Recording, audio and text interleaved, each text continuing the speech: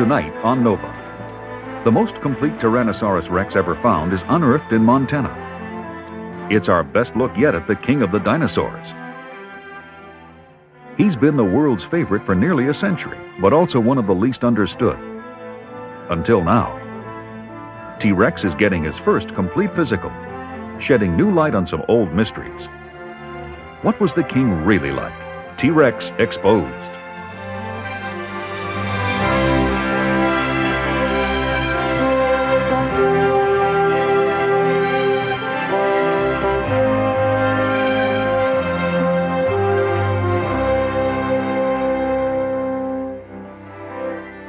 Funding for NOVA is provided by the Johnson & Johnson family of companies, supplying healthcare products worldwide. And Lockheed, a bold new force in systems engineering, management, and technology services for defense, space, and industry. Major funding for NOVA is provided by the financial support of viewers like you.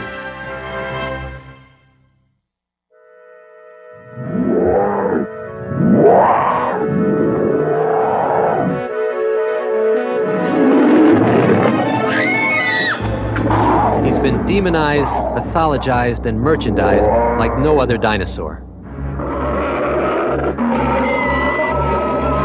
Tyrannosaurus rex, the tyrant lizard king.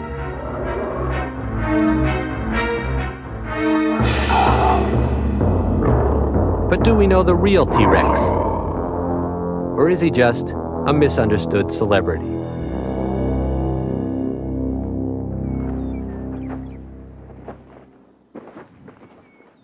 I'm Don Lessem.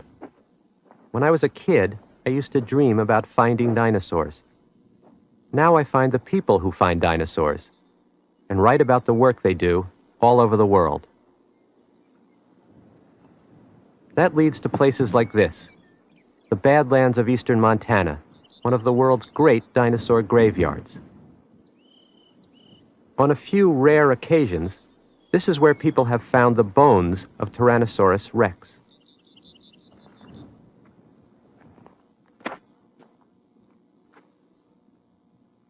All these bits and pieces of rock aren't rock at all. They're dinosaur bone. These belong to Triceratops, a three-horned plant eater. It roamed in huge herds across this area at the time of Tyrannosaurus rex. But in any environment, the plant eaters are always a lot more common than the animals that eat them. And the bones of Tyrannosaurus rex are a lot harder to come by. Dinosaur hunters have scoured the West for more than a century, turning up thousands of dinosaur bones. But in all that time, they found only 7 incomplete skeletons of T-Rex. And those few specimens have told us everything we know about the king of the dinosaurs. But that's about to change, thanks to a chance discovery in 1988 by a local rancher named Kathy Wankel. The sun was just right, and it just caught my eye. And we went over and looked, and it was just a little ridge of bones sticking out of the ground. And of course, we were very excited. The more we dug, the larger the bone seemed to be. And I remember I was just shaking, and I said, I made a mega find. You know, one whole bone was a mega find for me. She took all the bones she could find to the Museum of the Rockies at Montana State University. The curator was impressed. He said, you better come down to the lab with us. So we went way downstairs through locked doors and everything, which was exciting for us in itself. Right away, the bones were identified as the shoulder and arm of Tyrannosaurus rex, the first complete forelimb ever found. They were talking excitedly and asked us if they could keep them, and we said sure, and if we could show them where we found them, and we said sure, we could do that too. Now it's the summer of 1990. In a remote corner of the Badlands, a crew from the museum is preparing to dig up the rest of Kathy Wankel's T-Rex.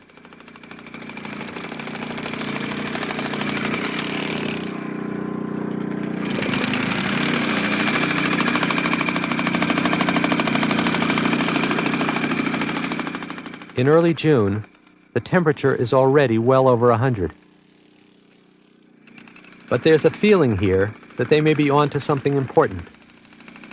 Perhaps the world's first complete T-Rex. Back here. So once we get this hill down, Last fall, dig foreman Pat Leegee exposed part of the skeleton and then covered it with a plaster jacket for the winter. then we'll remove this. This is no good. He'd seen enough to know that it was worth coming back with a full crew. So now this animal was lying On its left side. with his head thrown back? Yeah, the neck has curved back and the skull has become detached. It'll be a lot clearer once we get everything removed. And all these little knobby things we're looking at here, are these vertebrae? These are all under here? vertebrae along here.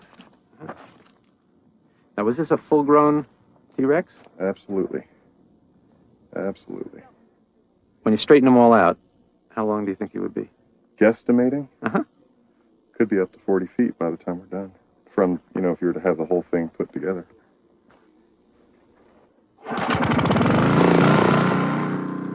Before they can dig out the skeleton, they have to be sure they've located all the parts.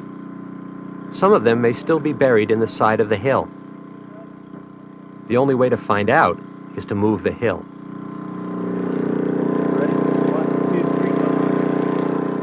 So the crew will spend the next week removing 100 tons of rock by hand. Only then will they be able to start the more delicate work of exposing bones.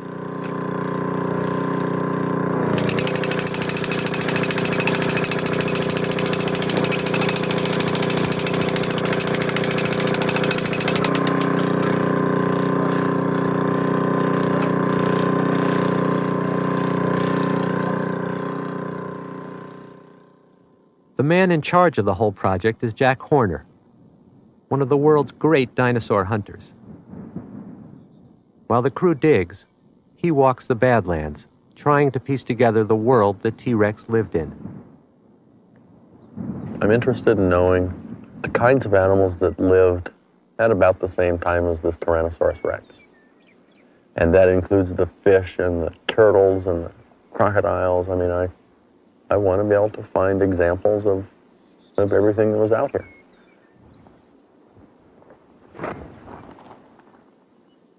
If you're looking for fossils from the age of dinosaurs, you have to look in rock from the age of dinosaurs. And that's what these Badlands are made of. Out here, the right age sediment is exposed at the surface. So we can walk around out here and be literally walking on the sediments that the dinosaurs lived in. In other words, the right age is exposed here. There just enough has eroded off the top, and it hasn't eroded too deep, so that we can find them here. These hills span a stretch of geological time from about 64 to 66 million years ago, the very end of the age of dinosaurs, which is when T-Rex lived. In recent time, wind and rain have been carving this landscape into badlands. But at the time of T-Rex, the land here wasn't eroding, it was building up. This was a floodplain with meandering streams and rivers, which were continually depositing loads of sand and silt. And that's the kind of environment that makes fossils. If you want to become a fossil, the first thing you have to do is die. This coyote's done his part. He's been here about 4 weeks, and he's getting raunchier by the minute. But to become a perfectly preserved fossil, and to remain that way for 65 million years, this coyote should have died someplace else. Someplace where sand or mud could have covered it over quickly. Then, over millions of years, that sediment would have compacted into rock. And within it, minerals would have entered into the bones of this coyote and turned it into a fossil. But here, that'll never happen. In this arid environment, these bones will be dust in a matter of months. Looks really good. As the new T-Rex begins to emerge, we'll find out how well preserved it is. Then, it will join the handful of others that tell us everything we know about what this animal was and how it lived.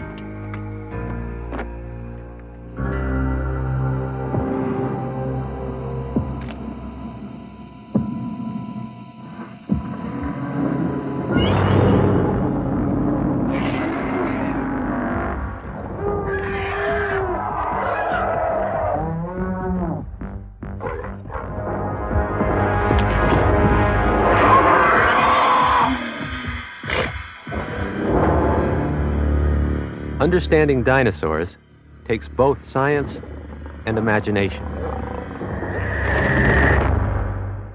All we really have to go on are the bones. The huge serrated teeth of T-Rex clearly belong to a meat-eater. And the 40-foot-long skeleton tells us that it was one of the biggest carnivores that ever lived. But when we get beyond simple measurements and try to imagine the living animal, what we know often depends on whom we ask. Paleontologist Robert Bakker. Here we have the head of Tyrannosaurus, which is not the head of Godzilla. This head was not designed for biting huge hunks of the Chrysler Building. This is an elegant, precise machine. Nostril here, eye socket there, a louver in the snout. The head looks solid bone. It is not. There are hinge points here and here, so the whole head can expand to swallow a huge hunk of meat. And these giant teeth could penetrate the armor of a dinosaur, but they were propelled by a jaw joint with two grooves that let the lower jaw slide in and forwards and out and back, so the teeth could saw apart a giant carcass. Now, if you look down the snout of the T-Rex, or if you let it look at you, you see something really scary. You see that the eye sockets both face forwards. This animal was seeing in stereo. That's very rare in dinosaurs. Scarier still, and very neat, is that the ears, this little hook here is for the ear canal, both ears face forwards. This animal was focused on its prey with sight and sound, and if it was focused on you, you're in big trouble. But while the head of T-Rex looks like a powerful weapon, its arms were tiny, perhaps too tiny for a hunter. If you use your imagination and just try to conjure up what it would look like if a Triceratops is running down the street and a Tyrannosaurus Rex is running down the street and the Tyrannosaurus Rex wants to catch that Triceratops, but the Triceratops doesn't want to get caught. Now, if he can't use his little front legs to catch it with, what does he use it to catch it? I mean, he's got a big mouth and he can reach over and bite into that Triceratops. And of course, the Triceratops is moving around and shaking and trying to get away. In this scenario, all I can see is Tyrannosaurus Rex leaving all of his teeth in the back of the Triceratops. What actually makes more sense to me is that Tyrannosaurus Rex may have been a scavenger, in which case he doesn't have to kill anything on the move. It's already dead. Or he takes down a real sickly animal, but that he is not an active predator. But it's an ecological rule. If you're a big land animal, you can't be a pure scavenger. Hyenas today scavenge, but they make kills too. Lions scavenge, but they make kills too. Wolves will eat dead buffalo they find, but they will also kill bison.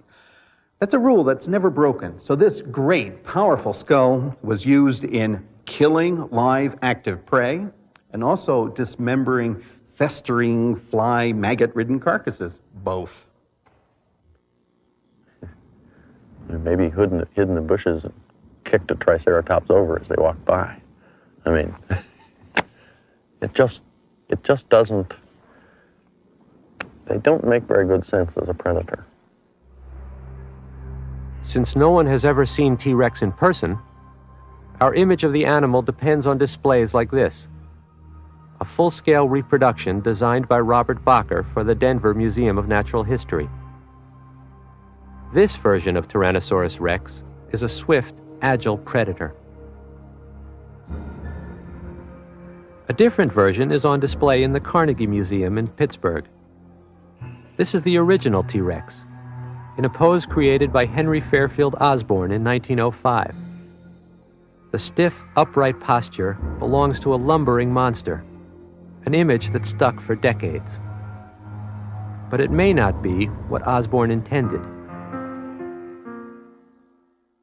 As director of the American Museum of Natural History, Osborn was a dinosaur showman with a taste for spectacular displays. He made scale models of T-Rex in dynamic fight scenes. But the actual fossil bones were too heavy to mount in these off-balance postures. And in the end, Osborn had to settle for the static, upright pose that became our standard image of T-Rex. Professor Osborn found the first skeleton, and he wanted to mount it like this, up and active. But the engineers couldn't produce the ironwork. We worked with hollow fiberglass casts and could bring Osborn's dream to life. Why did Osborn believe this great animal was so active? For a couple of good reasons. The knee has this great surface of bone here, the attachment point for the calf muscle, one of the major running muscles, a giant Tyrannosaurus drumstick right here. And attached to that calf muscle was the Achilles tendon, wrapping around here and going to the toes. A tendon so large, it was bigger and stronger than all the tendons in all 4 feet of a galloping white rhinoceros. This great beast was not designed as a plotter. This great beast was designed as a runner. It may well have been a fairly good runner. Paleontologist Jim Farlow. But I don't think that these simple gestalt arguments, these just sort of looking at it and saying, oh gosh, look at that, it looks like it was a runner, therefore it was a runner, that doesn't strike me as an adequate way of going about this. You have to bring as many different lines of evidence to bear as you can. The only direct evidence we have of how dinosaurs moved are fossil trackways.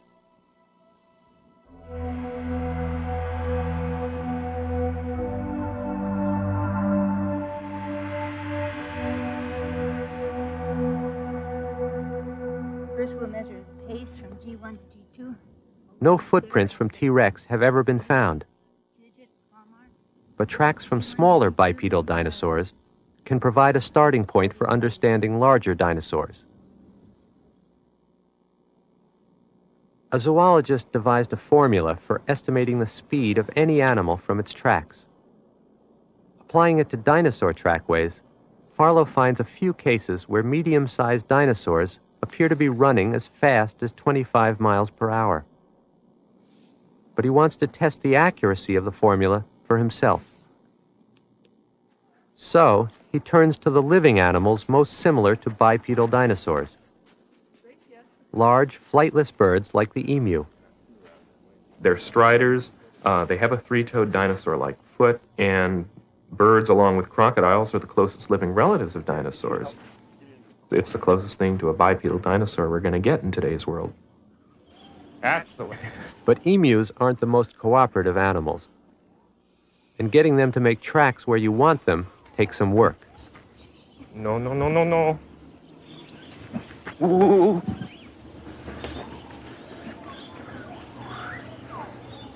Don't do it. Into the dirt. Oh boy. Yikes!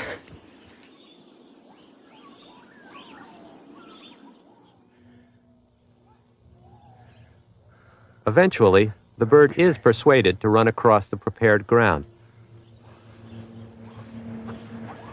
Okay, that looks good. That looks very good. Left, right, and another left. So we got a nice sequence.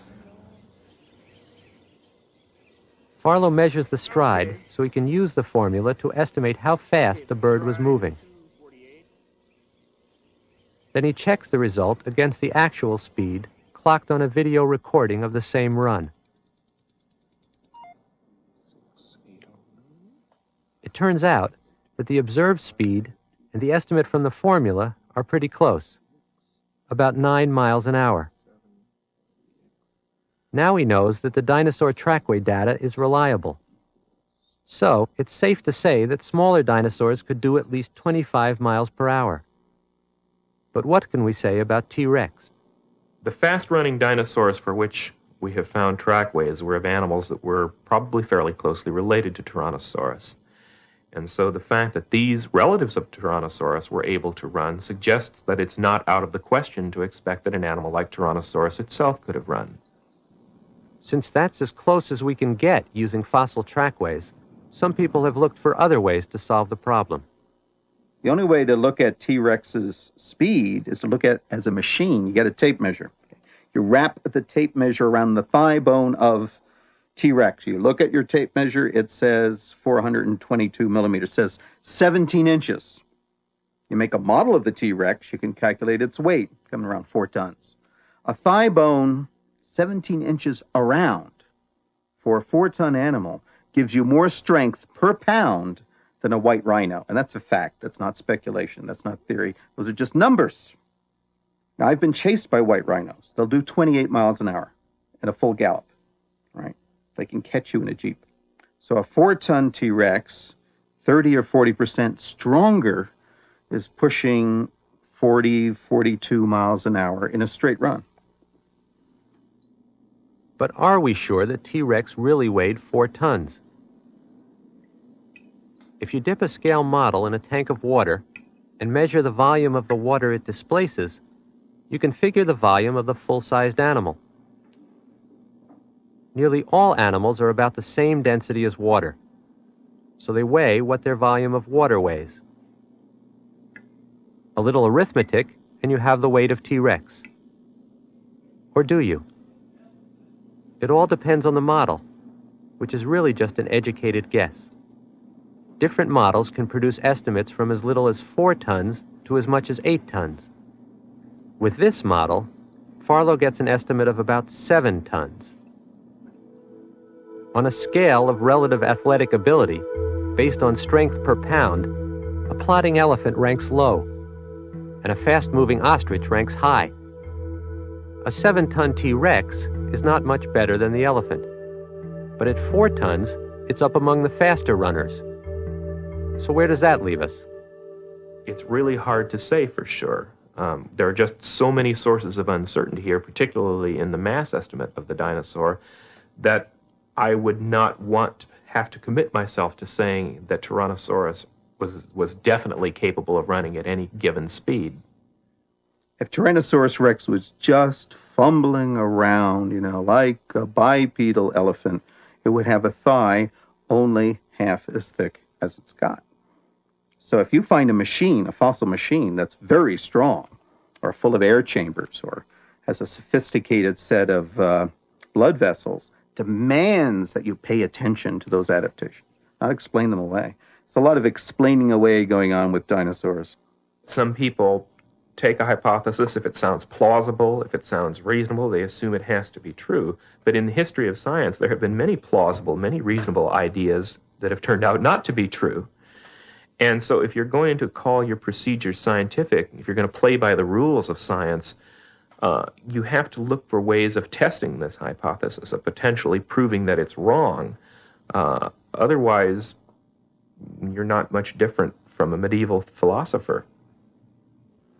Sometimes, in order to get closer to the truth, you have to speculate a little further than your evidence takes you. And, I don't know, sometimes that might make someone else mad.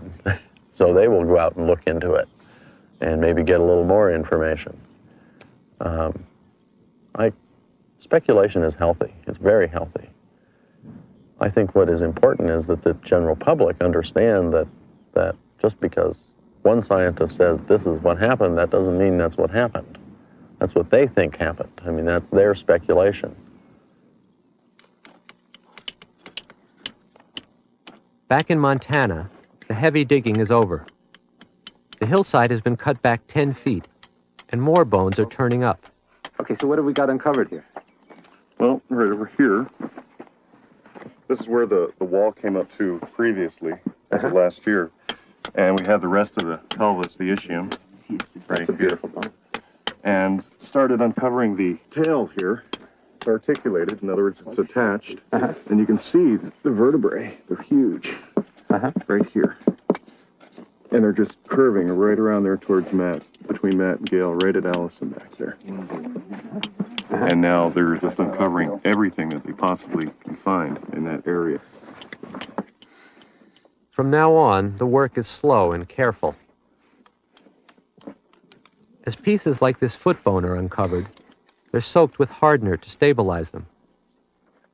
Nothing is removed from the ground yet. The object is to expose everything in place first, so the layout can be mapped precisely.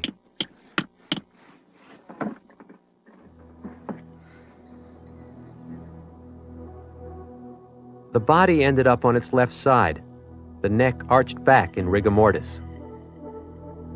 The fact that it's in sandstone reveals that the skeleton was preserved in the sandy bottom of a stream channel. After the flesh rotted away, the current in the stream washed some bones out of position. The left arm ended up several feet away, where it was found by Kathy Wankel. The skull broke loose from the jaws and rolled up against the pelvis. The right leg flipped over and came apart. The left leg may be folded underneath the body. The end of the tail and parts of the feet seem to have washed away.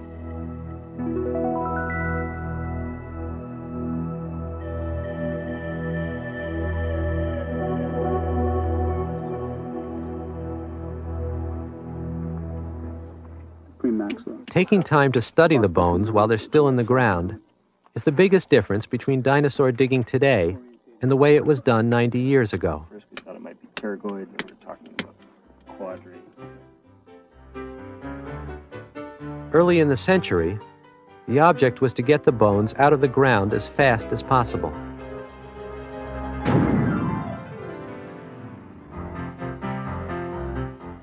Dinosaur hunting was a competitive business, sponsored by the big museums back east, whose main concern was to claim the biggest and the best for their collections. Nowadays, we're trying to learn about these animals, trying to find out what they were like as living creatures. And we do take things like the Tyrannosaurus rex back to the museum, and it will be a showpiece. But we're also trying to learn something about that animal, so we're digging it up slower. We're not blowing it out of the ground with dynamite. We're taking notes on the kind of sediment that it's in. We're mapping it, see how it lies there. We're doing the science. Well, now that we've been at this a few days, we're finding out that this is probably the most complete Tyrannosaurus rex ever found. And we're lacking things like the end of a tail and some feet, but generally everything is here. And just taking the skull as an example here, just to orient ourselves, this is the back of the skull again. And down this way is the tip of the snout. It's very wide at the back and very narrow at the front. And even just working around here today, we found that the skull is more complete than we previously thought. And we've also been doing some measurements on this, and it's looking like this is definitely one of the larger Tyrannosaurs ever found. Some of the limb bones appear to be longer than previously found specimens, so that's kind of interesting as well. A well-preserved skull is the real prize of any dig, because the anatomy of skulls can shed light on some of the darker mysteries about dinosaurs, especially questions of how they were related to each other.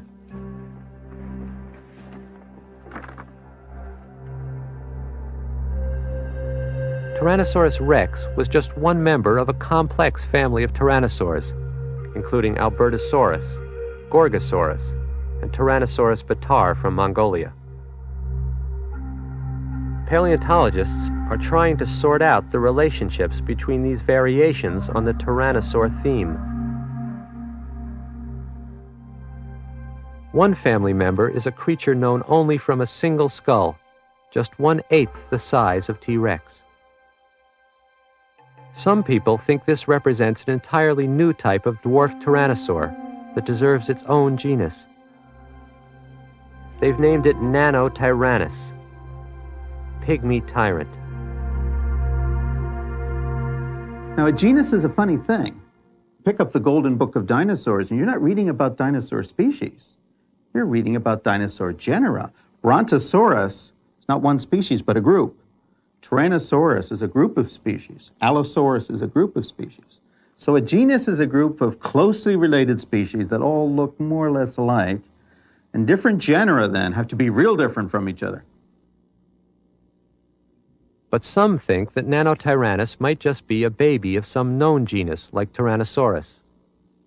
One way to tell for sure would be to break open the skull and see if the bones are fused, as they are in adults, or loosely knit, as they are in a juvenile whose skull is still growing. But there's another way to look inside a skull that doesn't destroy the specimen. Dr. Davis, telephone, please. Dr. Davis, telephone. Mike Williams from the Cleveland Museum of Natural History has brought Nanotyrannus to a hospital in Toronto. With the help of dinosaur specialist Andrew Leach, Nanotyrannus is about to receive a CAT scan.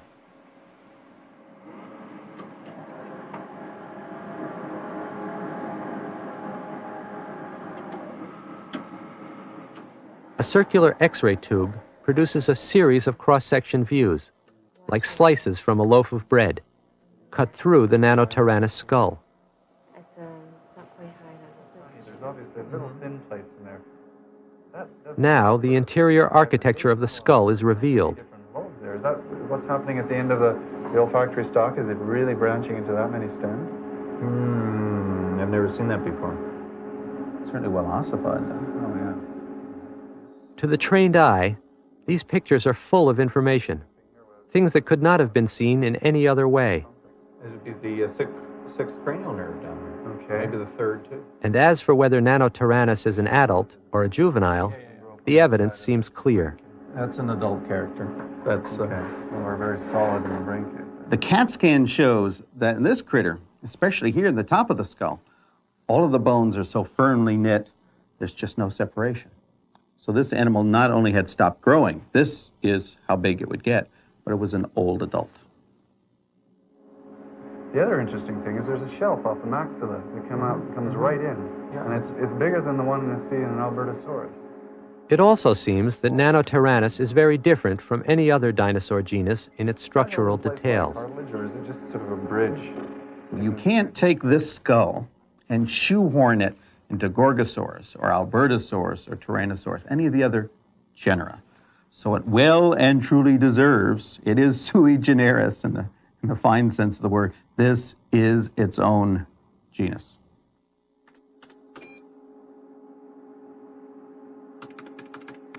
Another exciting feature of this technology is the ability to put the CAT scan slices back together on a computer graphics system.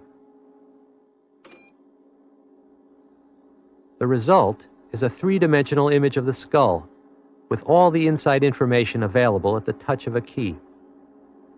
For instance, you can eliminate all the rock and plaster reconstruction to reveal just the fossil bone.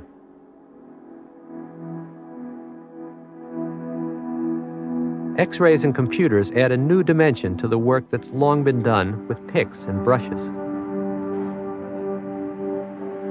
And specimens like Nanotyrannus can reveal their secrets without a scratch.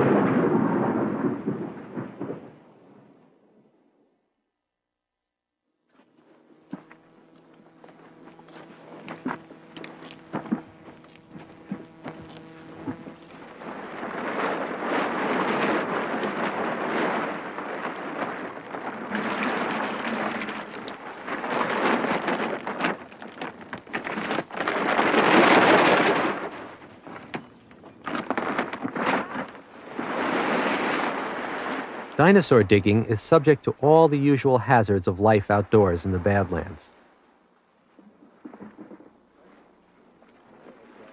But dinosaur people also have to cope with another distraction that follows them wherever they go.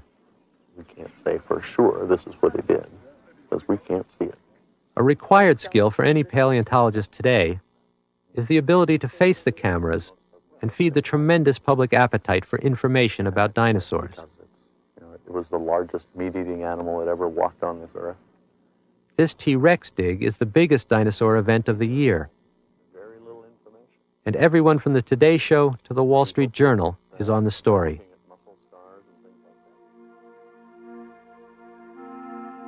But dinosaurs are no strangers to the limelight. Back in 1906, reporters filed stories about the prizefighter of antiquity, who dined on giant amphibians and elephant a la naturelle. And almost as soon as the movies were invented, dinosaurs became stars.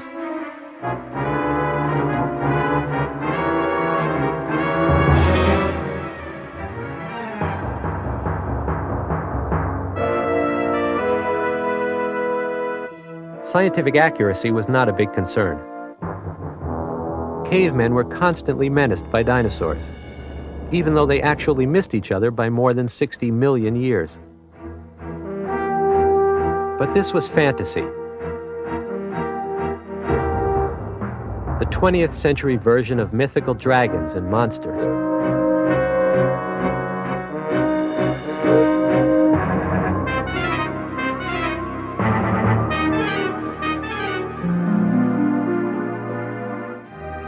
Of all the movie dinosaurs, none has ever matched Tyrannosaurus rex for box office appeal. His most famous role came in 1933 with King Kong.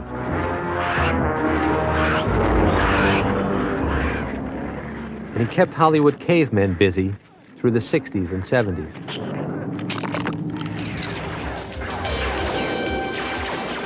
Today, the number one draw is still T-Rex. The popular books always say it was the most dangerous meat eater ever to walk the face of the earth and all this sort of thing. Don Glut is an authority on dinosaurs in popular culture. It's like confronting a fear. There's something that's really incredibly dangerous, and you can look at it without being harmed because it's extinct. Glut writes comic books and screenplays about dinosaurs, as well as serious work on their public image. He thinks the fascination owes a lot to the special nature of dinosaur science. Paleontology is really, I think, a combination of two things. It's a combination of science, where we have bones that tell us a great deal, but then a lot of what we know about the animals stems from our own imagination. That's one of the beauties of paleontology. It's not just hardcore science. It's not just something we can measure and look at it under a microscope. We have to try to imagine what these animals were like when they were alive. The business of imagining dinosaurs has created a whole new line of products and entertainment. The best of it manages to provide good information along the way. What did dinosaurs eat? Some dinosaurs were herbivores. Now that means that they ate only plants. They were harmless creatures with teeth suitable only for chewing soft plant food. Brussels sprout. But some dinosaurs had rows and rows of huge teeth. They were the carnivores. Yeah! That means they ate only meat. Sometimes they ate other dinosaurs. I think I'm gonna be sick. The evil Rulons on Tyrannosaurus Rex attack. Dinosaur business is booming. Torosaurus and Tyrannosaurus Rex, each sold separately. But too much popularity can work against dinosaur science. Because of the nature of the dinosaurs, these big, spectacular animals, many of them, you tend to attract the public. And when you attract the public, paleontologists may get trapped into a popular approach themselves. Maybe they don't want to talk about development of muscles when the newspaper comes to them, because the newspaper isn't interested in the development of muscles. They want to know something about, was this animal grabbing its prey and tearing it apart, Dinosaur science does have a bit of an image problem. I have run into this several times where the impression is that we're all a bunch of flakes who work on dinosaurs, that we are not rigorous in our approach, and that we're a bunch of media hounds or something like that. What an incredibly stupid, topsy-turvy world it is when scientists say, if you're entertaining, it's not real science. I mean, pure science is fun for the mind. The reason we study dinosaurs is not to find oil or cure diseases. Can't do that. The reason we study dinosaurs is because people are interested. The human species is a curious species. People want to know. The image problem may explain why, in spite of the popularity of dinosaurs, none of the big research museums has a dinosaur specialist on staff. But it's also true that other fossil animals are more useful for addressing important questions in paleontology. You have to face the fact that the dinosaur record is not rich. If you're studying Tyrannosaurus rex, for example, you've only got 5 or 6 specimens to study. If I'm studying a fossil rodent from 50 million years ago, I have hundreds of specimens.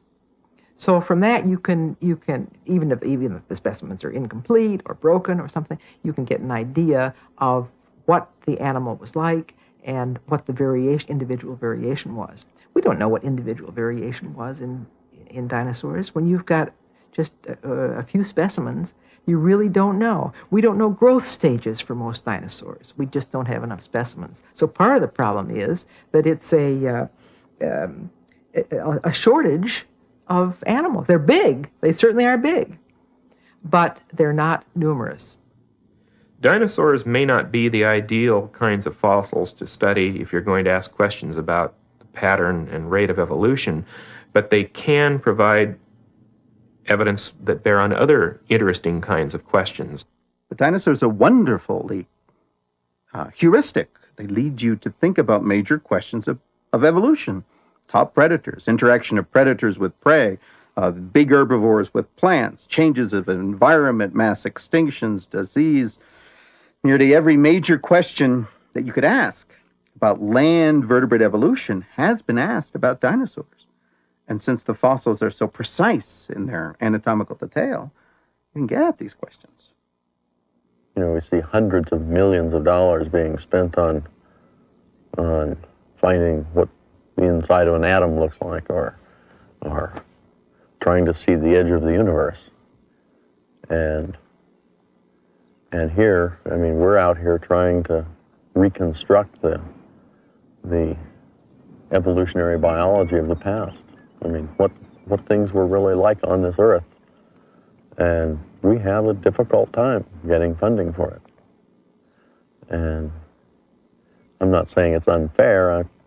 It's not exactly, I just haven't quite figured out how we go out and convince people that what we're doing is just as important as seeing the edge of the universe.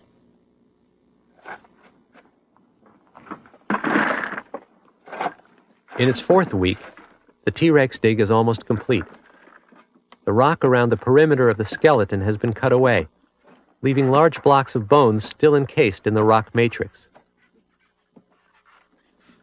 The final separation of bone from rock will happen back at the museum.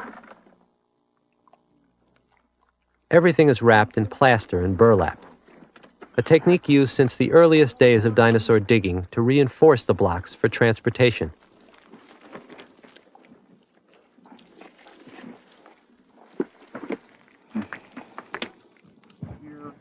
Finally, the blocks are undercut, leaving just pedestals of rock for support.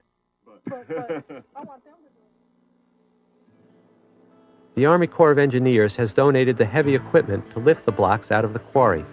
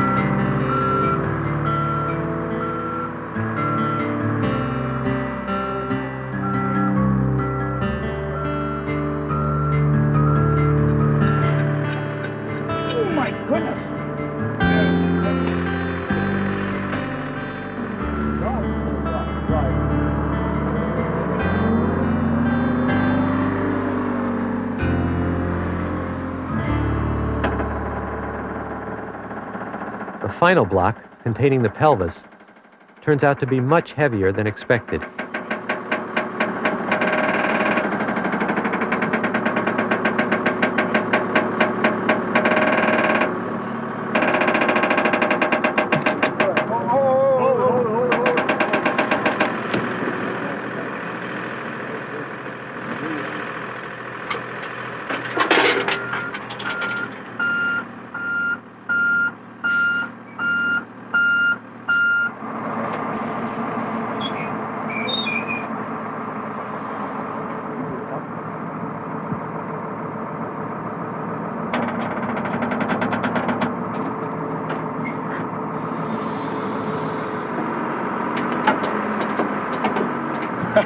We're going to get you out of here tonight, Pat. All right.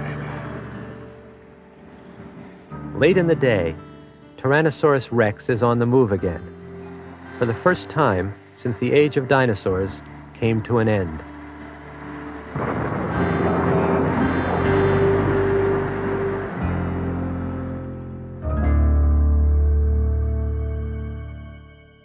One of the enduring mysteries about dinosaurs is the question of what killed them off. The most familiar explanation has been the cosmic zap.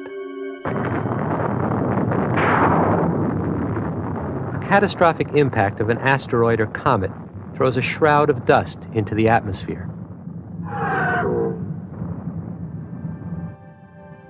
The Earth is plunged into a period of freezing dusk, acid rain, starvation, and death. The impact crater would have been 10 times the size of Meteor Crater in Arizona. But so far, no crater of the right size and age has been found. Still, there's plenty of evidence that an impact happened.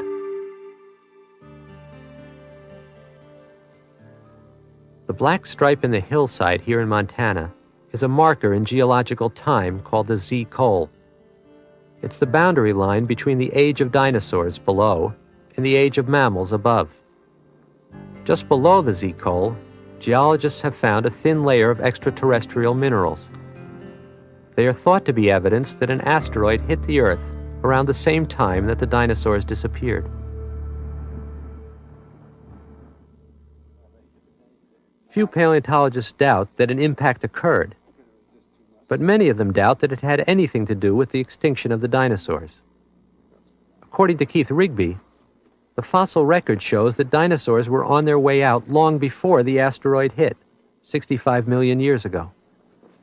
About 100 million years ago, there are about 35 kinds of dinosaurs in North America that we know now of. By the time you get up near the boundary, they had decreased to 13 kinds of dinosaurs.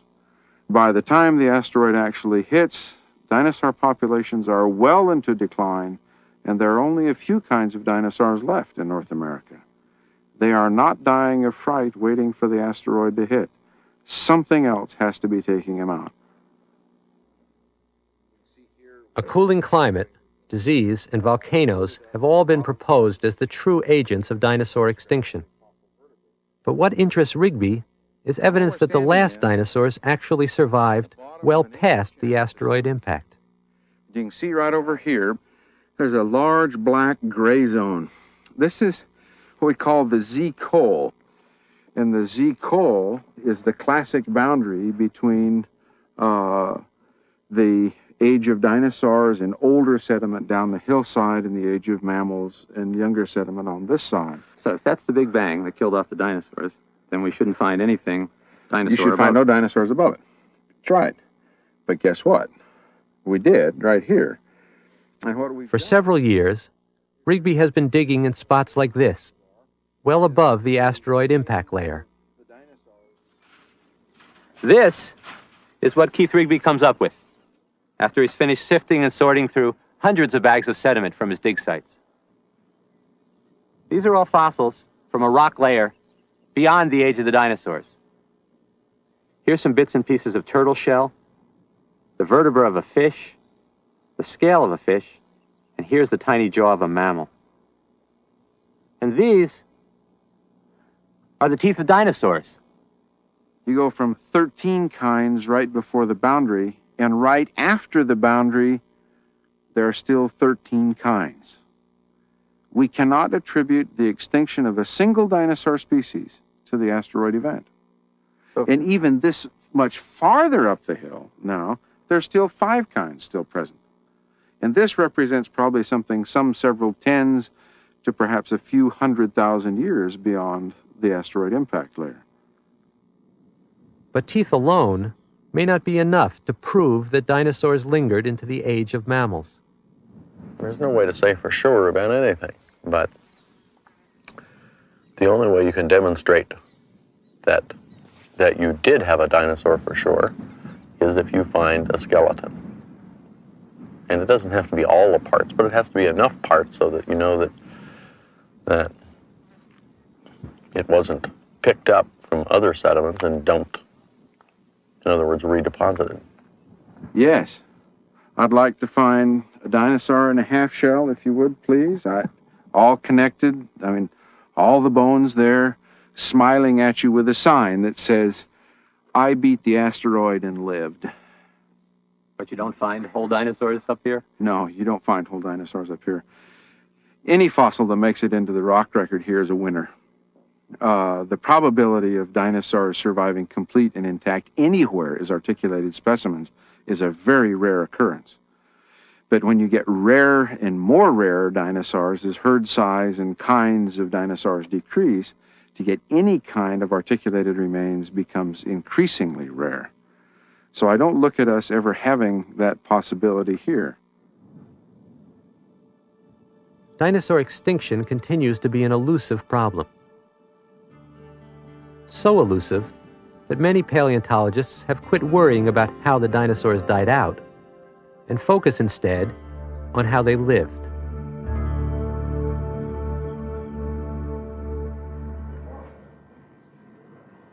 The new T-Rex now resides in the Paleo Lab at the Museum of the Rockies. It will take between 1 and 2 years to remove all the bones from the rock, reassemble the broken, disconnected parts, and begin to understand the animal they came from. The skeleton will be studied in microscopic detail and compared with other specimens for clues to its metabolism, its age, and perhaps even its sex. The biggest surprise so far is the arm that Kathy Wankel found back at the beginning. A biomechanical study has shown that although it was no longer than a human arm, it was strong enough to lift 400 pounds. Just what a 40-foot-long animal would do with arms like that is still an open question. It's one of the many issues facing Jack Horner as he works up the scientific analysis of his new T-Rex.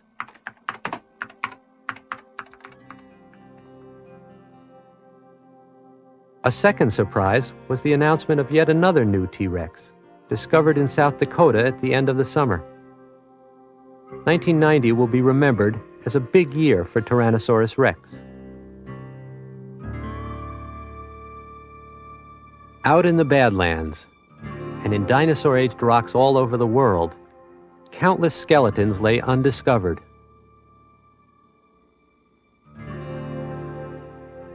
But with thousands of dinosaur bones already in museums, why should we keep looking for more? Well, consider this. If the length of my arm represents the history of life on land, the age of the dinosaurs begins someplace above my elbow, and it doesn't end until well past my wrist. And all of human history, from beginning to end, can be found on the tip of my fingernail. Dinosaurs are one of the greatest success stories in the history of life on Earth. And that's reason enough to keep looking.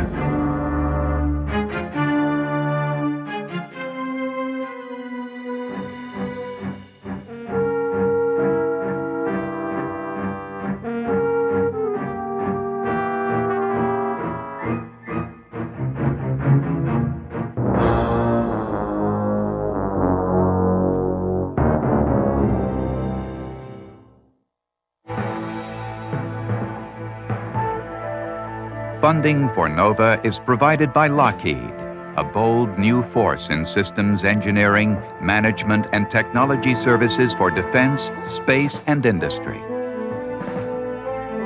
And the Johnson & Johnson family of companies, supplying healthcare products worldwide. Major funding for NOVA is provided by the financial support of viewers like you. For a transcript of this program, send $5 to this address or call 212-227-READ. This is PBS.